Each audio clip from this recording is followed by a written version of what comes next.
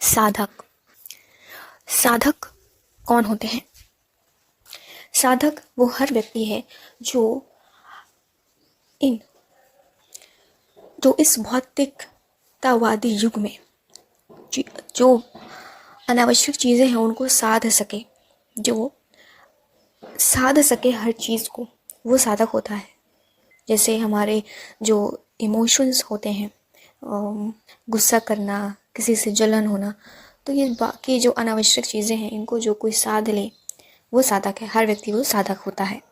तो आज का हमारा जो टॉपिक है दोस्तों वो है साधकों के प्रति तत्व ज्ञान का सहज उपाय। ये श्रद्धेय स्वामी श्री राम सुखदास जी महाराज द्वारा दिया गया ज्ञान है, जिसे मैं आपके सामने तो नहीं, आप लोग दिख तो नहीं रहे मुझे, लेकिन आपको प्रस्तुत करने का प्रयास करूंगी जितने अच्छे से मुझसे हो पाएगा। हमारा स्वरूप चिन्मय सत्ता मात्र है और उसमें अहम नहीं है। यह बात यदि समझ में आ जाए तो इसी क्षण जीवन मुक्ति है। इसमें समय लगने की बात नहीं है। समय तो उसमें लगता है जो अभी नहीं है और जिसका निर्माण करना है। जो अभी है उसका निर्माण नहीं करना है, प्रत्युत उसकी तरफ दृष्टि डालनी है, उसको स्वीकार करना है। जैसे शंकर सहज स्वरूप सम्हारा, लागी समाधि अखंड अपारा। 2 अक्षर हैं, मैं हूँ। इसमें मैं प्रकृति का अंश है और हूँ परमात्मा का अंश है। मैं जड़ है और हूँ चेतन है। मैं अधेय हूँ और हूँ आधार है। मैं प्रकाश हूँ और हूँ प्रकाशक है। मैं परिवर्तनशील है और हूँ अपरिवर्तनशील है। मैं नित्य है और हूँ नित्य है। मैं विकारी है और हूँ निर्विकार है। मैं और हूँ को मिला लिया यही चित जड़ ग्रंथि, जड़ चेतन की ग्रंथि जिसे कहते हैं, है यही बंधन है, यही अज्ञान है। मैं और हूँ को अलग अलग अनुभव करना ही मुक्ति है, तत्वबोध है।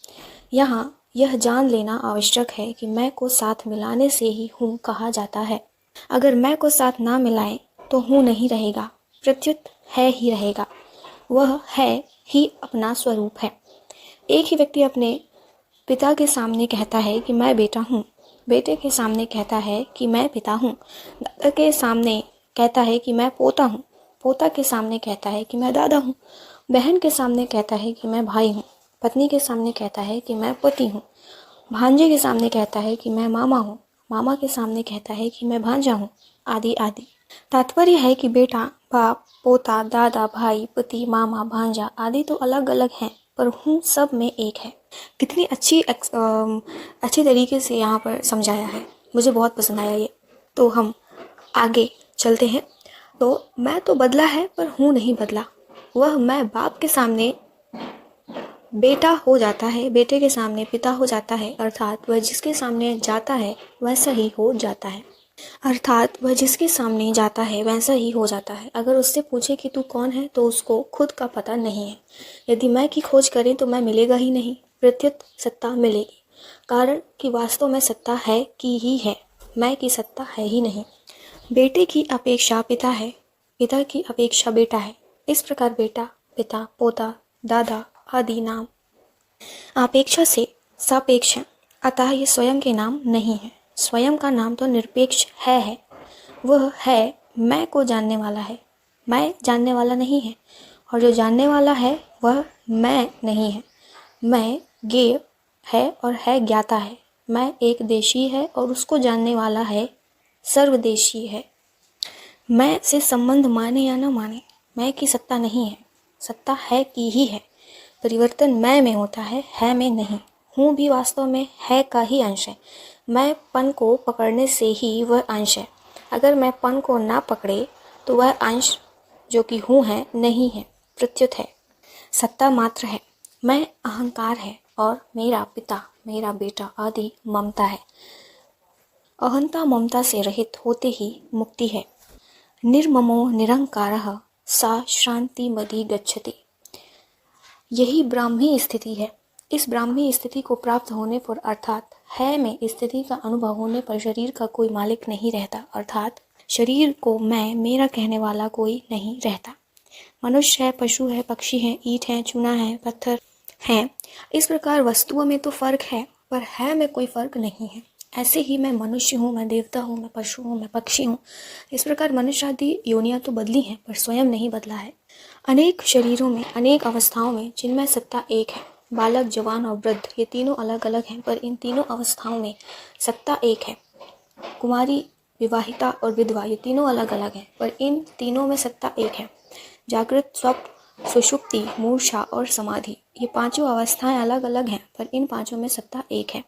अवस्थाएं बदलती हैं पर उनको जानने वाला नहीं बदलता। ऐसे ही मूढ़, क्षिप्त, विक्षिप्त, एकाग्र और निरुद्ध इन पांचों वृत्तियों में फर्क पड़ता है पर इनको जानने वाले में कोई फर्क नहीं पड़ता। यदि जानने वाला भी बदल जाए तो इन पांचों की गणना कौन करेगा। एक मार्मिक बात है कि सबके परिवर्तन का ज्ञान होता है पर स्वयं के परिवर्तन का ज्ञान कभी किसी को नहीं होता। सबका इंद्रता से भान होता है पर अपने स्वरूप का इंद्रता से भान कभी किसी को नहीं होता। सबके अभाव का ज्ञान होता है पर अपने अभाव का ज्ञान कभी किसी को नहीं होता। बिल्कुल सही बात है।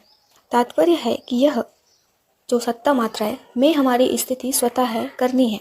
भूल यह होती है कि हम संसार हैं। इस प्रकार नहीं में है का आरोप कर लेते हैं। नहीं में है का आरोप करने से ही नहीं जो कि संसार है की सत्ता दिखती है और है की तरफ दृष्टि नहीं जाती। वास्तव में है संसार। इस प्रकार नहीं में है का अनुभव करना चाहिए। नहीं में है का अनुभव करने से नहीं नहीं रहेगा और है रह जाएगा। भगवान कहते हैं, नास्तो विद्यते भावो ना भावो विद्यते सता। मतलब असत की सत्ता विद्यमान नहीं है अर्थात असत का अभाव ही विद्यमान है और सत का अभाव विद्यमान नहीं है अर्थात सत का अभाव ही विद्यमान है। एक ही देश, काल, वस्तु, व्यक्ति, अवस्था, परिस्थिति आदि में अपनी जो पारिक्षत्र सत्ता दिखती है वह अहम को लेकर ही दिखती है। जब तक अहम रहता है तभी तक मनुष्य अपने को एक देश, काल आदि में देखता है। अहम के मिटने पर एक देश, काल आदि में परिच्छित्र सत्ता नहीं रहती, प्रत्युत अपरिच्छित्र सत्ता मात्र रहती है। वास्तव में अहम है नहीं, प्रत्युत केवल उसकी मान्यता है। सांसारिक पदार्थों की जैसी सत्ता प्रतीत होती है वैसी सत्ता भी अहम की नहीं है। सांसारिक पदार्थ तो उत्पत्ति विनाश वाले हैं पर अहम उत्पत्ति विनाश वाला भी नहीं है। इसीलिए तत्वबोध होने पर शरीर आदि पदार्थ तो रहते हैं पर अहम मिट जाता है। अतः तत्वबोध होने पर ज्ञानी नहीं रहता, प्रत्युत ज्ञान मात्र रहता है। इसीलिए आज तक कोई ज्ञानी हुआ नहीं, ज्ञानी है नहीं, ज्ञानी होगा नहीं और ज्ञानी होना संभव ही नहीं। अहम ज्ञानी में होता है, ज्ञान में नहीं। अतः ज्ञानी नहीं है, प्रत्युत ज्ञान मात्र है, सत्ता मात्र है। उस ज्ञान का कोई ज्ञाता नहीं है, कोई धर्मी नहीं है, कोई मालिक नहीं है। कारण कि वह ज्ञान स्वयं प्रकाश है। अतः स्वयं से ही स्वयं का ज्ञान होता है। वास्तव में ज्ञान होता नहीं है, प्रत्युत अज्ञान मिटता है। अज्ञान के मिटने को ही तत्व ज्ञान का होना कह देते हैं। एक प्रकाश है जो कि संसार है और एक प्रकाशक जो कि परमात्मा है, अथवा एक यह है और एक उसका आधार प्रकाशक अधिष्ठान सत्ता है। अहम ना तो प्रकाशय में है और ना प्रकाशक में ही है, प्रत्युत केवल माना हुआ है। जिसमें संसार की इच्छा भी है और परमात्मा की इच्छा भी है, उसका नाम अहम है और वही जीव है। तात्पर्य है कि जड़ के संबंध से संसार की इच्छा अर्थात भोगेच्छा है और चेतन के संबंध से परमात्मा की इच्छा अर्थात जिज्ञासा है। अतः अहम में जड़ अंश की प्रधानता से हम संसार को चाहते हैं और चेतन अंश की प्रधानता से हम परमात्मा को चाहते हैं। माने हुए अहम का नाश होने पर भोगेच्छा मिट जाती है और जिज्ञासा पूरी हो जाती है अर्थात तत्व रह जाता है। वास्तव में परमात्मा की इच्छा भी संसार की इच्छा के कारण ही है। संसार की इच्छा ना हो तो तत्व ज्ञान स्वतः सिद्ध है।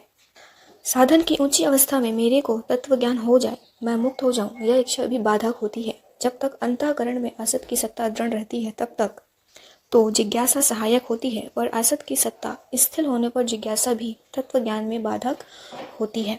कारण कि जैसे प्यास जल से दूरी सिद्ध करती है, ऐसी ही जिज्ञासा तत्व से दूरी सिद्ध करती है, जबकि तत्व वास्तव में दूर नहीं है, प्रत्युत नित्य प्राप्त है। दूसरी बात, तत्व ज्ञान की इच्छा से व्यक्तित्व जो कि अहम है दृढ़ होता है, जो तत्व ज्ञान में बाधक है। वास्तव में तत्व ज्ञान मुक्ति स्वतः सिद्ध है। तत्व ज्ञान की इच्छा करके हम अज्ञान को सत्ता देते हैं, अपने में अज्ञान की मान्यता करते हैं, जबकि वास्तव में अज्ञान की सत्ता है नहीं। इसीलिए तत्व ज्ञान होने पर फिर मोह नहीं होता। यह ज्ञात्वा न पुन मोहरम, क्योंकि वास्तव में मोह है ही नहीं। मिटता वही है जो नहीं होता और मिलता वही है जो होता है। साधक को स्वतः स्वाभाविक एकमात्र है जो कि सत्ता है का अनुभव हो जाए, इसी का नाम जीवन मुक्ति है, तत्वबोध है। कारण कि अंत में सबका निषेध होने पर एक है ही शेष रह जाता है। वह है अपेक्षा वाले नहीं और हैं दोनों से रहित हैं, अर्थात उस सत्ता में नहीं भी नहीं है और है भी नहीं है। वह सत्ता ज्ञान स्वरूप है, चिन्मय मात्र है। वह सत्ता नित्य जागृत रहती है। सुषुप्ति में आहंसित सब करण लीन हो जाते हैं पर अपनी सत्ता लीन नहीं होती। यह सत्ता की नित्य जागृति है। वह सत्ता कभी पुरानी नहीं होती, प्रत्युत नित्य नई ही बनी रहती है, क्योंकि उसमें काल नहीं है। उस सत्ता मात्र का ज्ञान होना ही तत्व ज्ञान है और सत्ता में कुछ भी मिलाना अज्ञान है। सुनने के लिए बहुत बहुत धन्यवाद।